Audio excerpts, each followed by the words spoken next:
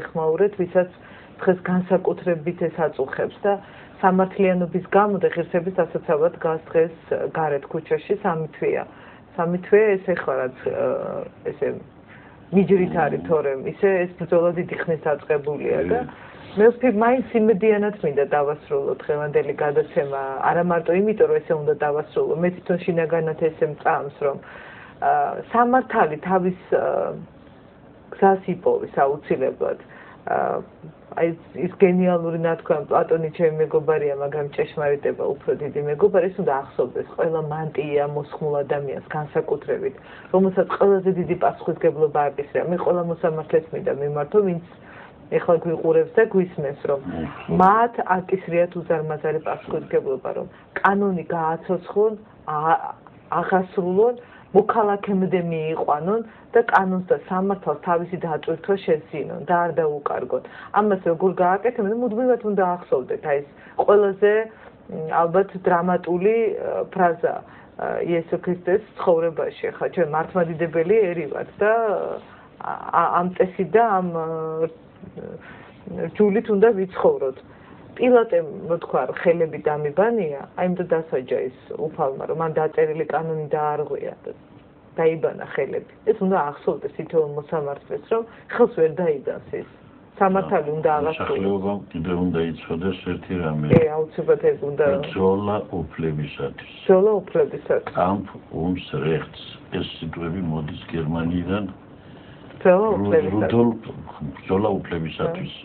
ეს იყო რუდოლფ იერინგი, რომელმაც 1872 წელს ვენის იურიდიულ საზოგადოებაში წაიკითხა ლექცია Kampf ums Rechts, რომელიც ეს ბროშურის სახით დაიბეჭდა და ყველა კულტურულ ენაზეა თარგმნილი.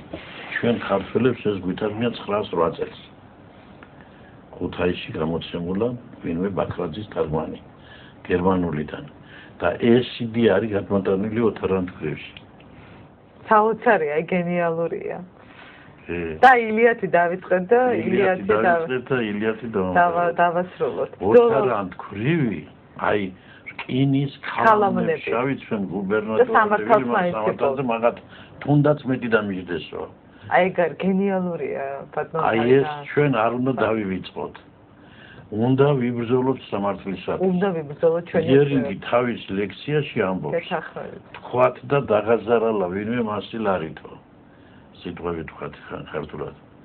მაგრამ რომ წახვიდე რომ ამოიღო ის ასილარი, შეიძლება დაგიჯდეს კიდევ 100 მეტი. მაგრამ ის უფრო ხირებულია. უნდა იბრძოლო. იმიტომ რომ შენ იმით მარტო ასლარს კი არ იბრუნებო.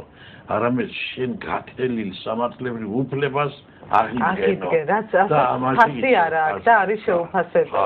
ამიტომ უნდა დახარჯო. და ეს იდეა არის ოთარანთქვევში გადმოტანილი ეს ილიას კი არ ამცირებს. პირიქით. მან მეცნიერულ იდეას მხატვრულად შეასახავებს და ქართველ ხალხს უხადაგა სამართლებრივი ესე იგი ბრძოლის იდეა. ამიტომ მეც თქვენთან ერთად ამ იდეას გამოვხატავ ეხლა რომ ილია ჭავჭავაძის ეს იდეა არ უნდა დარჩეს ქაღალდზე. ის უნდა გაცოცხლდეს და უნდა იყოს პოლიტიკური აქსესუარი. გამოვიყენოთ. პრაქტიკული დანიშნულება აქვს. აბსოლუტურად. ყავდეს პროფესორი ოთარ გამყრელიძე და ამბობდა რომ არა ყავს დარგის სპეციალისტები და მოყავდეს 28 წლის გოგობიჭები. არა იმიტომ რომ 28 წელი არ მომწონს, არამედ იმის გამო რომ ხალხს ოჯახი თვითონ არ შეუქმნიათ და განქორწინების საქმეებს და მემკვიდრეობის საკითხებს არჩევენ. და აი ეს არის საქართველოს საზოგადოების მთავარი სიმდიდრე იყო და რჩება მისი ხალხი ეგა. და ყველა ხელისუფალი ეს და იგივე ტიპის შეცდომას უშვებდა.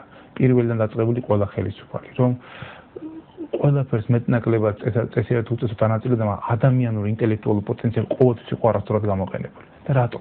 არ ესმოდათ, რომ მთავარი წარმატების საფუძველი არის ადამიანი.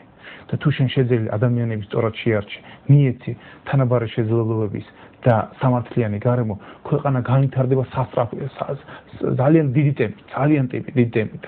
რახან უმთავრესი მიზანი იყო არა ქვეყნის განვითარება, არამედ ძალაუფლების მოპოვება და მერე შენარჩუნება, ყველა იკრებდა ერთმანეთის გარშემო მეტნაკლები ხარისხით მონებს, მორჩილებს, მედროვეებს და იმიტომ გვყავს ჩვენ ადამიანები დღეს საქართველოს მმართველობაში, რომელიც კაბინეტში თავის დროს ზვიადის სურათი ეკიდა, მერე შევარდნაძე და დღეს ორივე სურათი ჩამოვხსნილი და უკედიათ სააკაშვილის სურათი.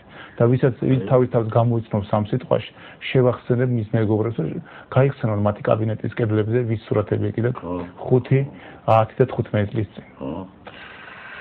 კარგი, კეთილი. ძალიან დიდი მადლობა მინდა უთხრა ჩემს არაჩვეულებრივ სტუმრებს, ბატონ ოთარ გამყრელიძეს, პროფესორს, იურიდიულ მეცნიერებათა დოქტორს, ზაქარია ქუცნაშვილს, ასოციაცია კანონი ხალხისთვის ხელმძღვანელს, არაჩვეულებრივ იურისტს და მოქალაქეს.